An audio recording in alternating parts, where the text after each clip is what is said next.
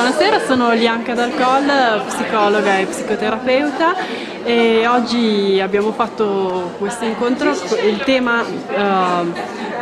tema dell'incontro è stato autismo ad alto funzionamento e sindrome di Asperger, e abbiamo affrontato proprio le difficoltà che si incontrano nel fare la diagnosi a questo gruppo di ragazzi e successivamente quello che si può fare per aiutarli attraverso un intervento specifico. Hanno partecipato molte persone, insegnanti, genitori e operatori, e credo e ritengo che sia e spero che sia stato un incontro utile per portare avanti questo tipo di lavoro.